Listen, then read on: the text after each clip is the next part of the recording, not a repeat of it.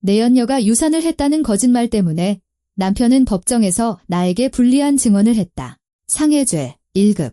고의로 심각한 신체적 상해를 입힌 혐의. 그는 법적으로 증언을 거부할 완전한 권리가 있었지만 입을 열기로 선택했다.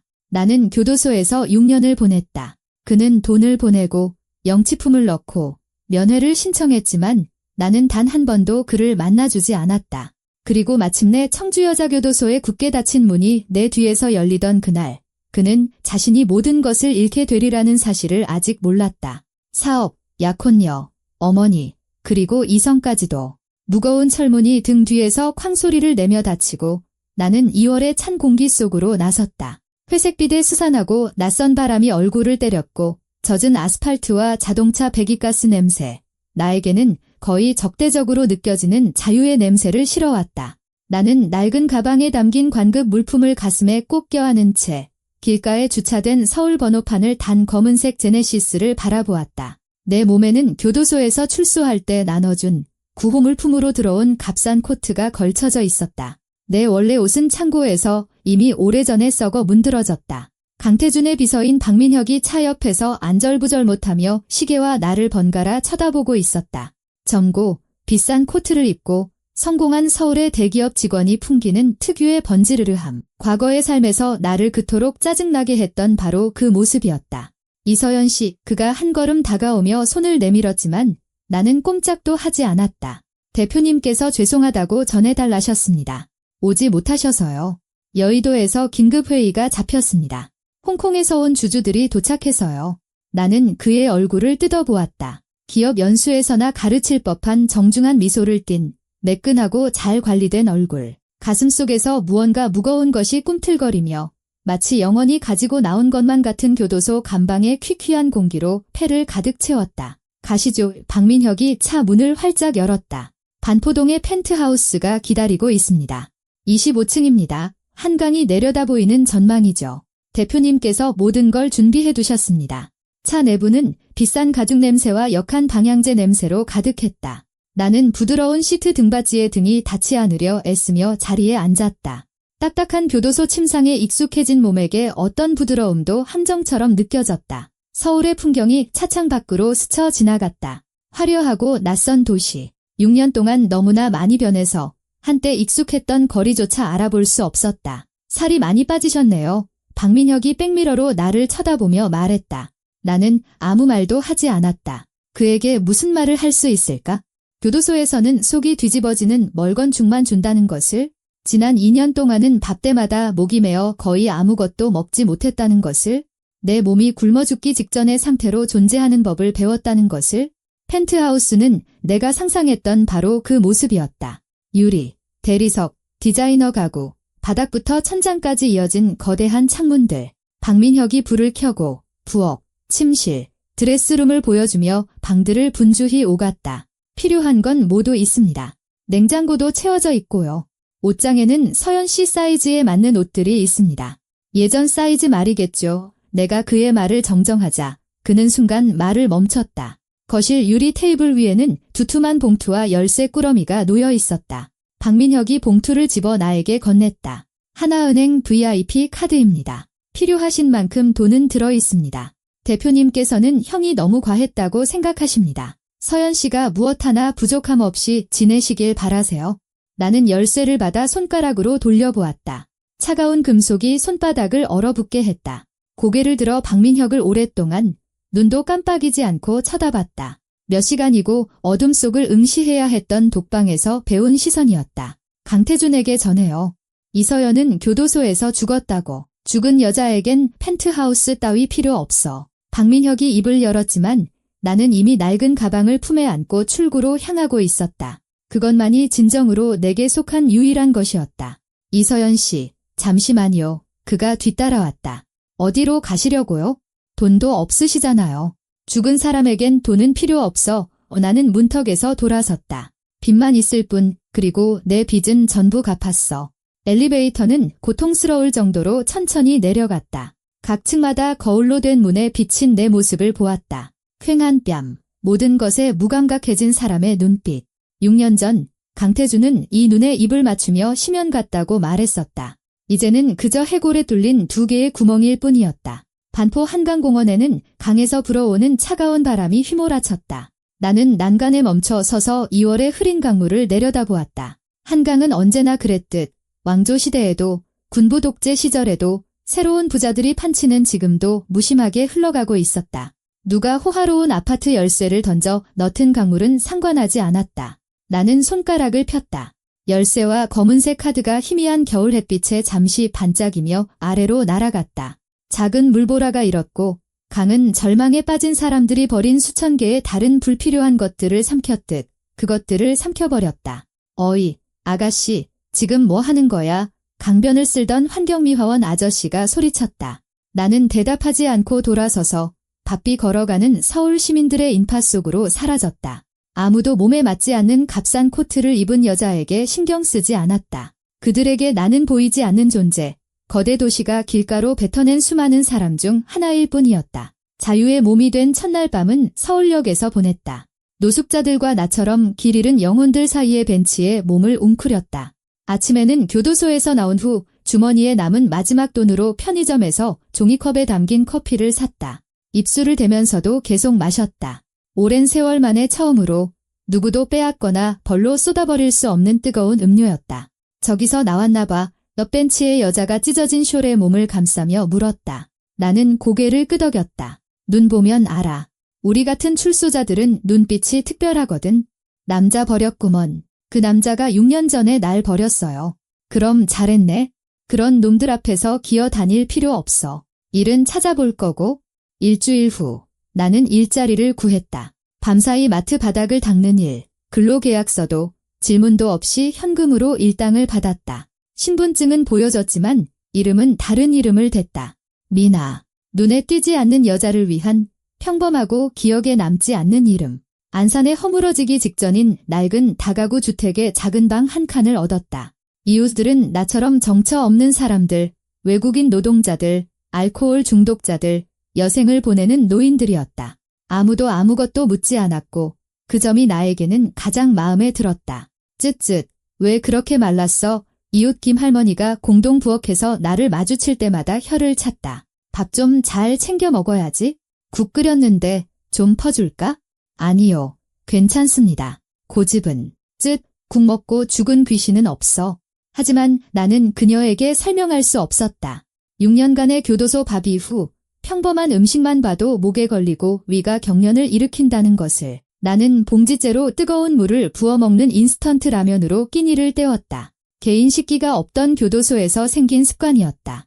야간 근무가 끝나고 잠이 오지 않는 낮에는 도시를 배회하며 폐지와 고철을 주었다. 돈 때문은 아니었다. 음식과 방세를 내기에는 충분했다. 그저 4개의 벽 안에 갇혀 가만히 있을 수가 없었을 뿐이다. 내 인생에는 너무 많은 벽이 있었다. 미나 시온에 동네 노숙자들이 내 자루를 보고 소리쳤다. 오늘은 뭐 좀 건졌수. 그들은 나를 자기들과 같은 부류로 여겼고 나는 굳이 아니라고 말하지 않았다. 그들의 세계가 더 편했다. 아무도 쓸데없는 질문을 하거나 마음속을 파고들거나 도우려 하지 않았다. 각자 자신의 지옥 속에서 살아갈 뿐이었다. 어느 날 한 대기업 빌딩 근처의 쓰레기통을 뒤지다가 버려진 잡지에서 강태준의 사진을 보았다. 젊은 백만장자 50인이라는 제목이 붙어 있었다. 그는 비싼 양복을 입고 성공에 찬 자신감 있는 미소를 지으며 반들거리는 페이지에서 웃고 있었다. 옆에는 이브닝 드레스를 입은 유지아가 다이아몬드 반지를 뽐내며 서 있었다. 나는 잡지를 갈기갈기 찢어 여러 쓰레기통에 나눠버렸다. 쓰레기는 쓰레기에게로 돌아가야지. 미나 씨, 뭐해? 동네의 터줏대감인 절름발이 아저씨가 소리쳤다. 폐지는 찢으면 돈 안 돼. 모든 종이가 돈이 되는 건 아니에요. 내가 대답했다. 그는 철학적인 표정으로 어깨를 으쓱하고는 절뚝거리며 갈 길을 갔다. 우리의 세계에서는 남의 기행에 깊이 파고드는 법이 없었다. 겨울이 가고 봄이 오고 봄이 여름으로 바뀌었다. 나는 계속해서 바닥을 닦고 폐지를 줍고 봉지 라면을 끓여 먹었다. 가끔 꿈에서 강태준을 보았다. 그는 창살 뒤에 서서 무언가 소리치고 있었지만 나는 그 말을 들을 수 없었다. 식은땀을 흘리며 깨어나 열린 창문가로 담배를 피우러 부엌으로 가곤 했다. 또 악몽 꿨나 보네. 김할머니가 슬리퍼를 끌며 물었다. 안정액이라도 마셔봐. 효과 좋아. 죽은 사람에겐 아무것도 소용없어요. 왜 내가 대답했다. 바보 같은 소리. 살아 있잖아. 숨 쉬고 있으면 죽은 게 아니야. 하지만 그녀는 틀렸다. 나는 남편이 법정에서 나에게 불리한 증언을 한 그날 죽었다. 감방동기가 처음으로 내 등을 대걸레 자루로 내리쳤을 때 죽었다. 독방에 누워있을 때 죽었다. 15일, 며칠간의 휴식, 그리고 다시 15일, 시간 감각을 잃을 때까지 그 순환이 반복되었다. 너무 많이 죽어서 새는 것을 그만두었다. 지금 서울 거리를 걷고 바닥을 닦고 폐지를 줍는 것은 성공한 사업가의 사랑받는 아내 이서연이 아니었다. 그것은 주목받지 않을 정도로만 삶을 흉내내는 법을 배운 그림자였다. 가끔 값비싼 레스토랑 앞을 지날 때면 창문 너머로 과거의 삶에서 알던 사람들, 강태준의 사업 파트너들을 보았다. 그들은 웃으며 와인잔을 부딪혔다. 불과 몇 미터 떨어진 유리창 반대편에 자신들이 산채로 묻어버린 여자가 걸어가고 있다는 사실은 꿈에도 모른 채. 미나, 너 너무 말랐다. 어느 날 청소 반장인 필리핀 출신 마리아가 말했다. 어디 아픈 거 아니야? 건강해요. 그냥 배가 안 고파서 그래요? 배가 안 고프다니? 사람은 다 먹고 싶어 해. 이리 와서 김밥 좀 먹어. 내가 싸왔어. 하지만 나는 고개를 젓고 유제품 코너의 바닥을 닦으러 갔다.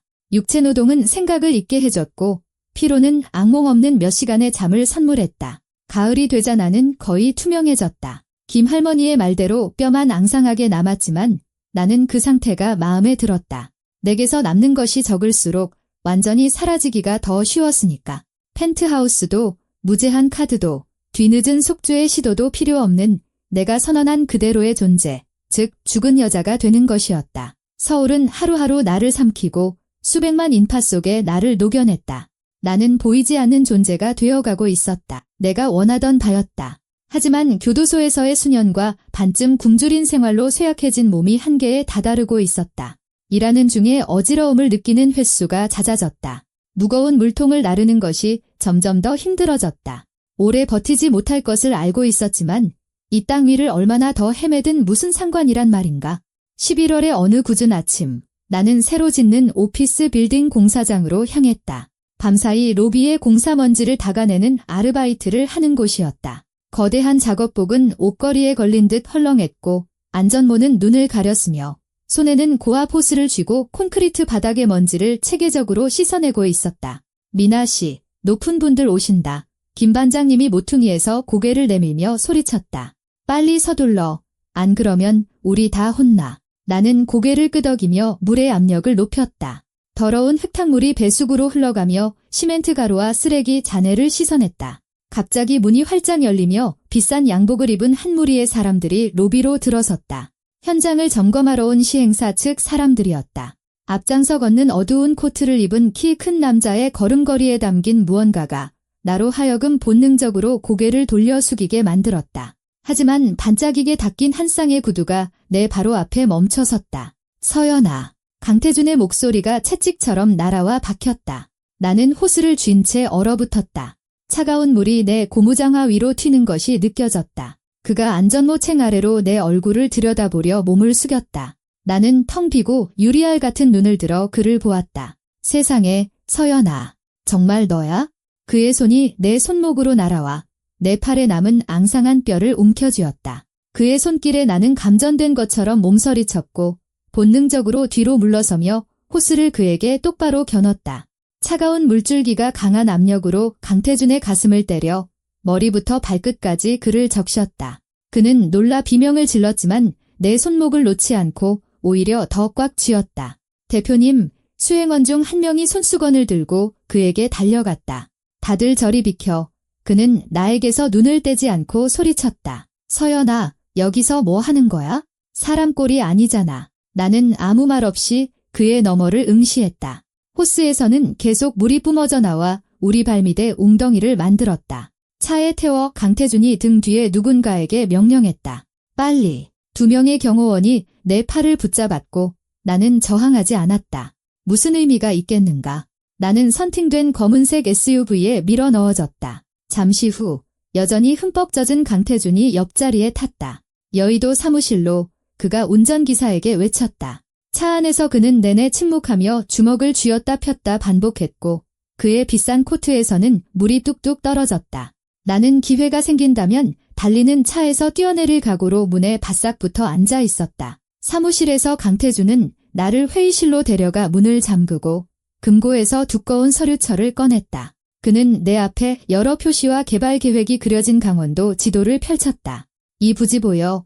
그가 익숙한 윤곽선을 손가락으로 가리켰다. 춘천 근처의 오래된 공동묘지였다. 속이 오그라들었다. 나는 그곳을 알아보았다. 나를 유일하게 사랑해줬던 할머니가 묻히신 곳이었다. 관광단지야.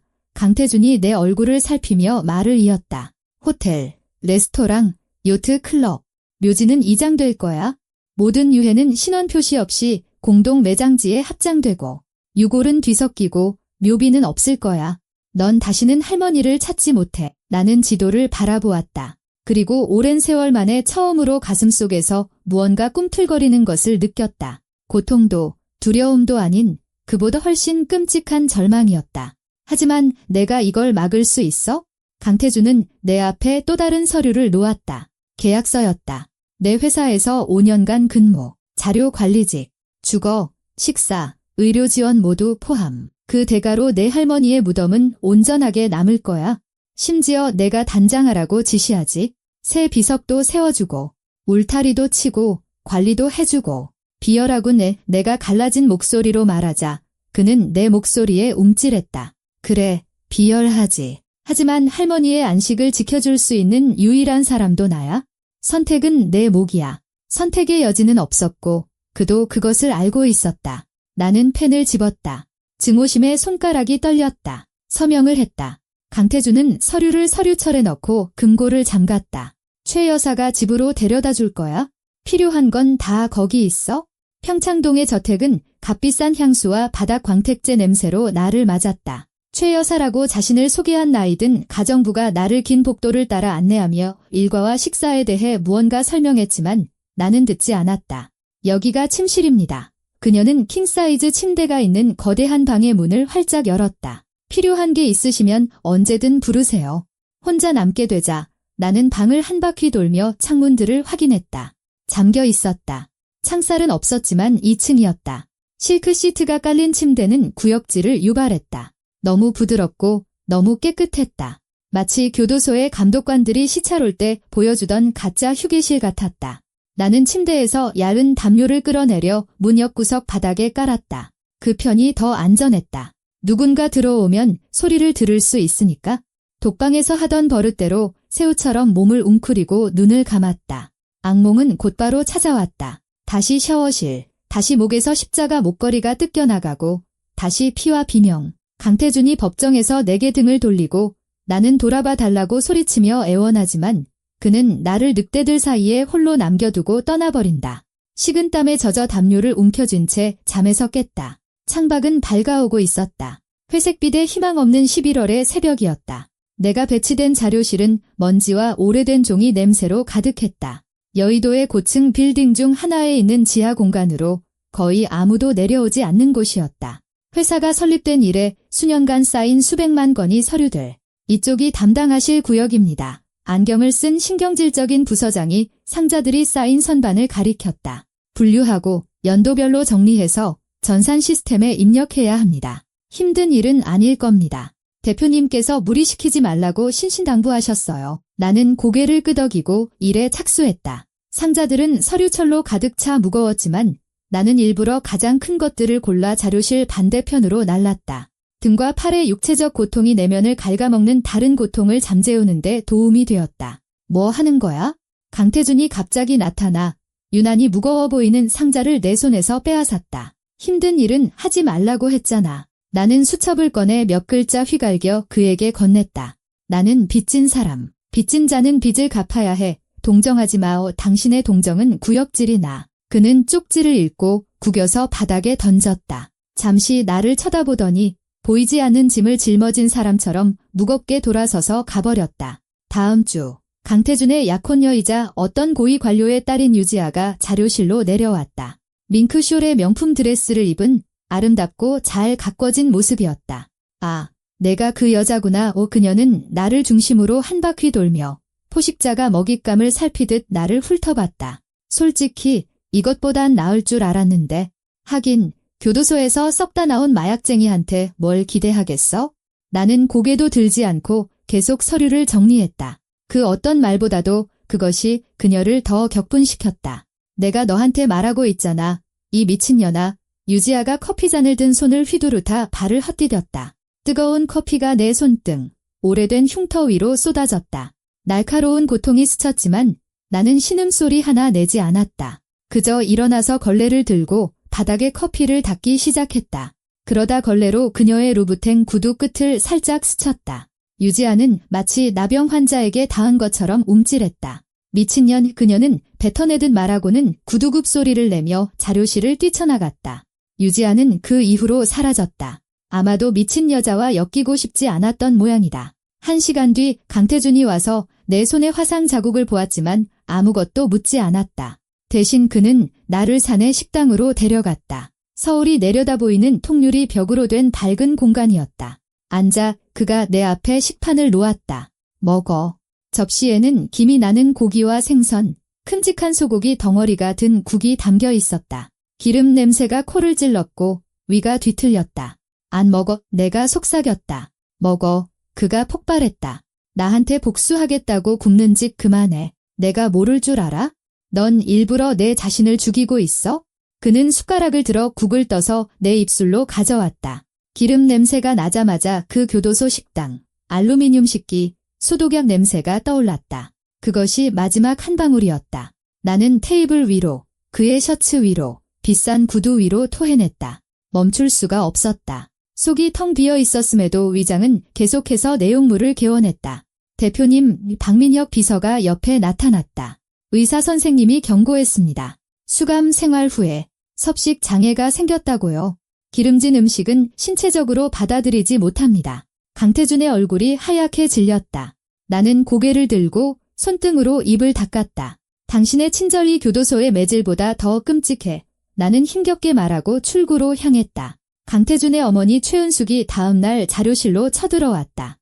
6년 전 나를 무릎 꿇리고 바닥을 닦게 하고 내 음식을 바닥에 던져버렸던 바로 그 여자였다. 아, 이 천한 것. 그녀는 클러치를 무기처럼 휘둘렀다. 내가 저지른 짓을 생각하면 어떻게 돌아올 생각을 해. 전과자 주제에 우리 집안의 망신이야. 그녀가 내 뺨을 때리려고 손을 휘둘렀다. 나는 조용히 책상 위 커터칼을 집었지만 그녀를 향하지 않았다. 대신 칼날을 내 목, 동맥이 뛰는 곳에 갖다 댔다. 너 뭐 하는 거냐? 최은숙이 뒷걸음질 쳤다. 나는 천천히 칼에 힘을 주었다. 얇은 피줄기가 목을 타고 흘러내려 하얀 블라우스 위로 떨어졌다. 나는 그녀를 꿰뚫어 보며 끝을 볼 준비가 되어 있었다. 안 돼. 그녀는 비명을 지르며 가방 내용물을 쏟으며 자료실을 뛰쳐나갔다. 나는 칼을 내려놓고 상처에 휴지를 갖다 댔다. 깊지 않았다. 아물 것이다. 신라 호텔에서 열린 연말 송년회가 마지막 한 방울이었다. 강태준이 드레스를 보내왔다. 등이 파인 에메랄드 그린 색이었다. 내가 직원 탈의실에서 옷을 갈아입을 때 그가 우연히 들어왔다가 내 등을 보고 얼어붙었다. 흉터의 지도, 내 등은 그렇게 변해 있었다. 몽둥이 자국, 화상 자국, 재소자들에게 맞은 쇠막대기 자국, 새롭고 오래된 상처들이 끔찍한 무늬로 뒤얽혀 있었다. 그는 서서 바라보았고 나는 아무렇지 않게 드레스를 입고 그를 혼자 남겨둔 채 밖으로 나갔다. 신라호텔 연회장은 샹들리에로 반짝였고 음악이 연주되고 이브닝 드레스를 입은 사람들이 웃고 있었다. 나는 기둥에 몸을 기대어 보이지 않는 존재가 되려 애썼다. 재벌의 결혼식에 우연히 끼어든 노숙자처럼. 서연아. 유지아가 과거의 유령처럼 옆에 나타났다. 여전히 아름답고 잘 관리된 모습이었다. 어머, 돌아왔네. 그녀는 내 귀에 몸을 기울였고 법정에서 맡았던 바로 그 향수 냄새가 숨막히는 구름처럼 나를 감쌌다. 있잖아. 항상 너한테 말해주고 싶었어. 나 임신한 적 없어. 그 피, 파티용품 가게에서 산 가짜 피였어. 한 5,000원 했나? 의사 매수하는데 돈이 더 들었지? 눈앞이 캄캄해졌다. 6년 독방, 할머니의 죽음, 망가진 인생. 전부 5,000원짜리 물감 한 통 때문이었다. 고통은 너무나 거대해서 밖으로 터져나오지 못했다. 칼날처럼 안으로 향했다. 나는 손톱으로 내 얼굴을 긁기 시작했다. 피부를 벗겨내고 이 모든 더러움, 모든 고통, 모든 굴욕을 벗겨내려 했다. 서연아, 누군가의 비명. 나는 벽에 걸린 거울에 머리를 부딪혔다. 한 번, 두 번, 세 번 유리가 깨지고 파편이 이마에 박혔다. 얼굴에 피가 흘렀지만 고통은 느껴지지 않았고 오직 안도감만이 느껴졌다. 유리 조각을 집어 손목으로 가져갔다. 얇은 피부 아래로 혈관이 비쳤다. 자유로 향하는 푸른 길. 안 돼. 강태준이 내 손에서 유리 조각을 쳐내고 나를 번쩍 안아 들었다. 나는 그의 품에서 발버둥 치며 내 목소리가 아닌 것 같은 소리로 비명을 질렀다. 난 아무도 죽이지 않았어. 그 애 돌려줘. 제발 날 다시 어둠 속에 가두지 마. 그는 겁에 질린 손님들의 얼굴과 속삭임, 시선에도 아랑곳하지 않고 나를 안고 연회장을 가로질러 출구로 향했다. 나는 목소리가 쉴 때까지, 어둠이 자비롭게 나를 덮쳐 고통 없는 곳으로 데려갈 때까지 계속해서 소리쳤다. 차는 밤의 서울을 질주했고 나는 강태준의 품에서 계속 소리치며 발버둥 쳤다. 그는 나를 꽉 껴안고 무언가 달래는 말을 속삭였지만 내 귀에는 철문이 쾅 닫히는 소리와 자물쇠가 철컥거리는 소리만 들렸다. 아산병원으로. 빨리. 그가 운전기사에게 명령하고는 조수석에 앉은 박민혁에게 돌아섰다. 정신과에 전화해. 병실 준비하라고 해. 안 돼요. 나는 그의 소매를 붙잡았다. 이마의 상처에서 흐른 피가 눈을 가렸다. 날 가두지 마세요. 착하게 있을게요. 약속해요. 아무도 널 가두지 않아. 강태준이 헝클어진 내 머리를 쓰다듬었다. 도움이 필요한 거야, 서연아. 내가 널 다치게 했잖아. 병원에서 나는 부드러운 구속복으로 침대에 묶였다. 환자분의 안전을 위해서입니다. 백발의 의사가 설명했다. 강태준은 간호사가 진정제를 놓을 때까지 옆에 앉아 내 손을 잡아주었다. 5,000원. 나는 약 기운에 잠겨들며 중얼거렸다. 피값은 겨우 5,000원이었는데 할머니는 돌아가셨어. 잠에서 깼을 때 창밖에는 겨울 햇살이 비치고 있었다. 강태준은 침대 옆 안락의자에서 졸고 있었다. 면도하지 않은 얼굴, 구겨진 셔츠에는 내 피가 말라붙어 있었다. 깼구나. 내가 움직이는 것을 보고 그가 눈을 떴다. 이것 좀 풀어줘요. 제발. 의사 선생님이. 풀어줘요. 내가 조용히 반복했다. 안 그러면 소리 지를 거예요. 이 병동 사람들 다 달려오게. 그는 잠시 망설이다가 구속복을 풀었다. 나는 몸을 일으켜 오랫동안 묶여 감각이 없어진 손목을 문질렀다. 서연아, 어제 유지아가 뭐라고 한 거야? 강태준이 내게 몸을 기울였다. 5,000원은 또 무슨 얘기고? 나는 그의 눈을 오랫동안 똑바로 쳐다봤다. 마치 가까운 사람의 죽음을 알려야 하는 사람이 상대를 바라보듯. 그 여잔 임신한 적 없었어요. 피는 가짜였대요. 파티용품 가게에서 산 5,000원짜리. 강태준의 얼굴이 하얗게 질렸다가 붉게 달아올랐다.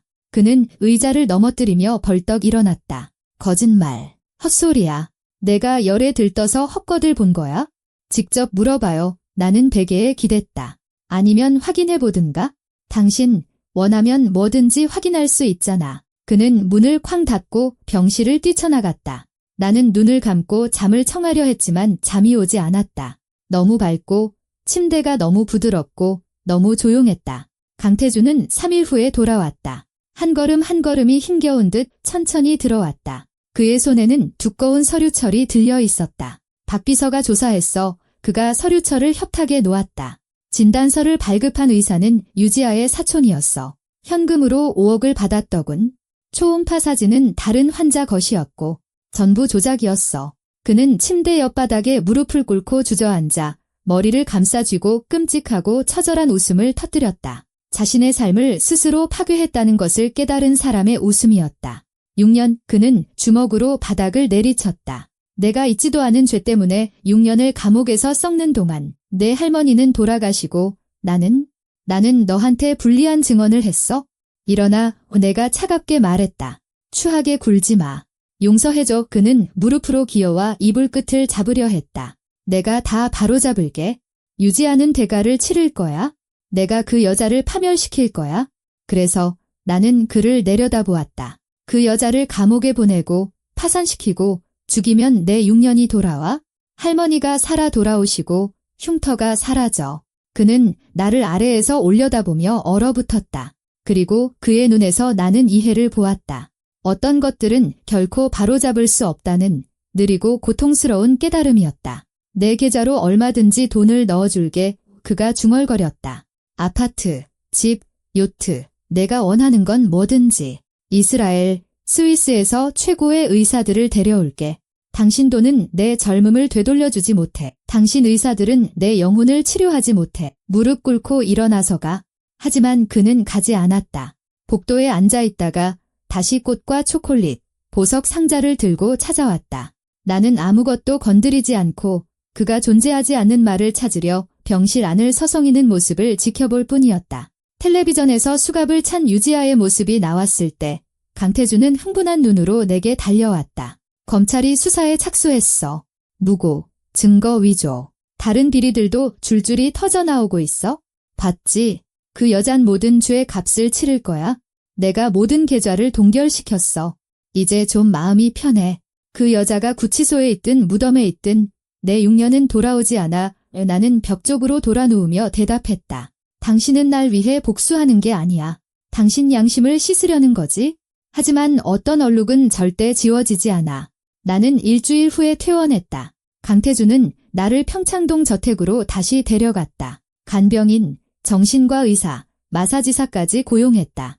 나를 행복하게 만들어줄 수 있는 모든 사람들을. 하지만 행복은 샀거나 강요할 수 있는 것이 아니었다. 어느 날 밤 천둥 번개가 치기 시작했다. 첫 번째 천둥 소리. 나는 다시 그곳 철문이 굉음을 내는 독방에 있었다.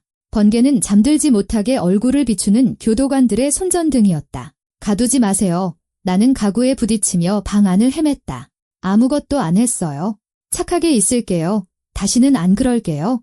강태준이 침실로 뛰어들어와 나를 안아 진정시키려 했다. 하지만 창란에 빠진 내게 그는 남편이 아니었다. 나를 다시 감방으로 끌고 가는 교도관이었다. 나는 그의 어깨를 이로 물어뜯었다. 피가 날 때까지 물며 벗어나려 했다. 서연아, 나야, 태준이야. 그는 고통을 참으며 나를 놓지 않았다. 집이야, 넌 안전해. 하지만 나는 듣지 못했다. 힘이 다할 때까지 그의 품에서 물고, 핥히고, 발버둥 쳤다. 기운이 빠져 그의 팔에 축 늘어져 흐느끼며 중얼거렸다. 엄마, 할머니, 여기서 꺼내주세요. 추워요. 어두워요. 그는 물린 어깨에서 흐른 피가 셔츠를 적시는 동안 밤새도록 나를 안고 있었다. 아침이 되자 폭풍우는 멎었고 나는 정신을 차려 그의 어깨에 난 상처를 보았다. 깊고 찢어졌으며 이미 공기 시작한 상처였다. 아파. 나는 동정심 없이 오직 피곤함만 담아 물었다. 참을 만해. 그가 팔을 움직이려다 얼굴을 찡그렸다. 소독해야 해요. 사람한테 물린 상처가 개한테 물린 것보다 위험해. 세균이 많거든. 나는 일어나 구급상자를 가져와 말없이 과산화수소로 상처를 닦았다. 그는 고통에 턱을 악물 뿐 꼼짝 않고 앉아 있었다. 꿰매야겠네요. 내가 결론 내렸다. 응급실에 가요. 그 다음은 마음대로 하고 폐혈증도 속죄의 한 방법이 될 수는 있겠지. 우리는 서로를 바라보았다. 그는 희망을 담아 나는 공허함을 담아 날 보내줘요. 내가 마침내 말했다. 이건 보살핌이 아니라 이기심이야. 당신은 양심의 가책을 덜려고 날 여기 붙잡아두는 거야?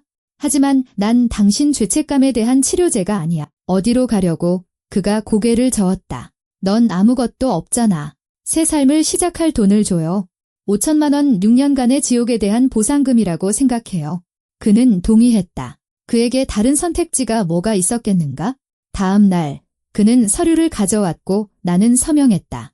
5천만 원의 서울 물가로는 그리 큰 돈은 아니지만 새로운 삶을 시작하기엔 충분했다. 하루만 더 있어 줘. 그가 부탁했다. 딱 하루만. 그러면 영원히 보내줄게. 나는 고개를 끄덕였다. 저녁에 나는 대학 시절처럼 간단한 저녁을 준비했다. 김치볶음밥과 계란 후라이, 검은 빵 대신 김. 그는 먹으며 눈물을 식탁에 떨어뜨렸다. 기억나. 자취방에서 내가 이렇게 해줬었는데 그가 눈물 사이로 미소 지었다. 그때 우린 행복했지? 그랬었죠. 나는 동의하며 그에게 차를 따라주었다. 그는 삽쌀한 뒷맛을 눈치채지 못하고 차를 마셨다. 30분쯤 지나자 꾸벅꾸벅 졸기 시작했다. 왜 이렇게 졸리지? 그는 잠을 쫓으려는 듯 머리를 흔들었다. 피곤해서 그래요. 누워요. 나는 그가 침실로 가는 것을 도왔다. 침대에 눕혔다. 그가 잠에 빠져들며 내 손을 잡았다. 날 용서한 거야? 네, 예전처럼 저녁을 차려줬으니까요. 나는 대답하지 않았다. 그가 잠들기를 기다렸다가 작은 가방을 쌌다. 옷 몇 벌, 서류, 돈 그리고 식탁 위에 잘 있어요 한마디가 적힌 쪽지를 남겨두었다. 히치하이킹과 기차를 번갈아 타며 강릉까지 갔고 거기서부터 버스를 타고 더 깊은 산골로 들어갔다. 휴대폰은 첫날에 버렸다. 원한다면 찾아보라고 해 3일 만에 강원도 산골의 작은 마을에 도착했다. 산이 하늘을 떠받치고 가장 가까운 도시까지는 비포장도로로 1시간 반이 걸리는 곳, 내가 원하던 바로 그곳이었다. 방 있나요? 버스 정류장 근처에서 꿀을 팔던 할머니에게 물었다. 방, 있긴 한데 화장실은 밖에 있고 아궁이 뗀다오. 도시 사람들은 보통 싫어하던데? 저는 괜찮아요. 혹시 일자리도 있을까요? 벌꿀 농장에 일손이 필요하긴 해 혼자 하려니 힘에 부쳐서. 나이가 나이인지라. 근데 이름이 뭔가? 다은이요. 나는 망설임 없이 대답했다. 나는 박씨 할매야. 따라와. 집 구경시켜줄게. 집은 낡았지만 튼튼했다. 통나무는 세월에 검게 변했지만 아궁이는 멀쩡했고 지붕도 새지 않았다. 텃밭에는 비닐하우스, 우물, 작은 목욕간이 있었다. 잘 됐네. 박할머니가 둥그런 주전자에서 차를 따라주었다. 세입자 들인 지 오래됐어. 혼자 있으니 심심했지? 그렇게 나의 새로운 삶이 시작되었다. 아침에는 양봉장에 가서 벌통을 확인하고 낮에는 꿀을 채취해 병에 담고 저녁에는 장작을 패고 아궁이에 불을 지피며 박할머니의 젊은 시절 이야기를 들었다. 한 달 뒤 길가에 버려진 작고 털이 빠진 강아지를 주워왔다. 이름을 자유라고 지어주었다. 자유는 내 발치에서 잠을 자며 밤마다 옛 기억들이 밀려올 때면 온기로 나를 덮여주었다. 쯧쯧 너무 말랐어. 박할머니가 내 그릇에 직접 만든 칼국수를 담아주며 잔소리했다. 어서 먹어. 일이 힘들잖아. 감사해요. 배불러요. 에휴, 젊은 것들은 맨날 다이어트야. 그래가지고 사내 놈은 어떻게 꼬시려고. 꼬실 생각 없어요. 왜 내가 미소 지었다. 아니 왜. 아직 젊고 예쁜데. 혼자 늙는 건 죄야? 사람마다 죄는 다 다르죠. 할머니. 그녀는 손을 내젓고는 더 이상 묻지 않았다. 좋은 분이었다. 마음속을 파고들지 않고 내가 성실하게 일하고 술 마시지 않는 것만으로 만족했다. 손은 일 때문에 금세 거칠어졌고 얼굴은 바람에 텄지만 나는 살아있음을 느꼈다. 오랜 세월 만에 처음으로 누구도 나를 동정이나 두려움의 눈으로 보지 않았다. 동네 사람들에게 나는 그저 성실하고 말수 적은 다은이었다. 다은 이모, 이웃집 꼬마 민지가 매일같이 달려왔다. 자유 만져봐도 돼요? 그럼. 근데 조심해야 해. 아직 아기라서. 이모는 왜 항상 슬퍼 보여요? 항상 그런 건 아니야. 봐. 지금은 웃고 있잖아. 정말로 웃고 있었다. 어색하고 서툴렀지만 진심이었다. 7년 만에 처음으로 몇 달이 흘렀다. 겨울이 가고 봄이 오고 여름이 되었다. 나는 악몽 없이 잠들고 구역질 없이 밥을 먹고 고통 없이 미소 짓는 법을 배웠다. 몸과 마음의 흉터는 남았지만 나는 그것들을 내 일부로 받아들였다. 가끔 툇마루에 앉아 약초차를 마시며 강태준을 생각했다. 지금 어디서 무얼 할까? 평안을 찾았을까? 하지만 그 생각은 더 이상 나를 아프게 하지 않았다. 산봉우리를 스치는 구름처럼 그저 지나갈 뿐이었다. 2년이 지났다. 나는 더 이상 날짜를 세지 않았고 추격을 기다리지 않았고 작은 소리에도 놀라지 않았다. 이곳에서 나는 수년 만에 처음으로 약 없이 잠을 잤다. 날짜 세는 것을 멈췄다. 그날 나는 강릉 시내의 시장에서 박할머니의 꿀을 팔고 있었다. 손님은 많지 않았고 나는 낡은 작업복에 몸을 웅크리고 졸고 있었다. 다은 씨, 거스름돈, 옆가게 주인이 나를 불렀다. 주머니에서 잔돈을 꺼내려는데 무언가에 이끌려 고개를 돌렸다. 아무도 없었다. 비싼 코트를 입은 어떤 남자가 휴대폰으로 무언가를 입력하며 빠르게 멀어져 갈 뿐이었다. 이상한 불안감이 가슴속에서 꿈틀거렸지만 나는 애써 떨쳐냈다. 시장에 외지인이 오는 거야 드문 일이 아니니까. 저녁에는 평소처럼 마을로 돌아왔다. 자유가 꼬리를 치며 반갑게 맞아주었고 박할머니는 국이 다 식었다고 투덜거렸다. 모든 것이 평소와 같았지만 불안감은 가시지 않았다. 아침에 잠에서 깬 것은 자유가 창밖을 보며 낮게 으르렁거렸기 때문이다. 유리창 너머에는 아무도 보이지 않았고 낡은 잣나무만이 바람에 가지를 흔들고 있었다. 쉿, 괜찮아. 아마 고양이가 지나갔나 보지 하지만 걔는 진정하지 않았다. 나는 툇마루로 나가 동트기 전에 어스름 속을 응시했다. 나무 뒤로 그림자가 스친 것 같기도 하고 헛것을 본 것 같기도 했다. 계단에 앉아 바느질 광주리를 집었다. 해진 셔츠를 꿰매야 했다. 자유는 발치에 엎드렸지만 귀는 쫑긋 세우고 있었다. 다은 이모, 민지가 여느 때처럼 이른 아침부터 달려왔다. 자유랑 놀아도 돼요? 아직 너무 일러, 꼬마야. 가서 더 자. 싫어요. 아이는 내 무릎 위로 기어 올라왔다. 이야기해주세요. 무슨 이야기? 100년 동안 잠자는 공주님 이야기요. 나는 미소 지으며 아이를 간지럽혔고 아이는 오직 아이들만이 낼 수 있는 맑고 청아한 웃음소리를 터뜨렸다. 자유도 장난에 끼어들어 짖었고 민지는 풀밭 위를 대굴대굴 굴렀다.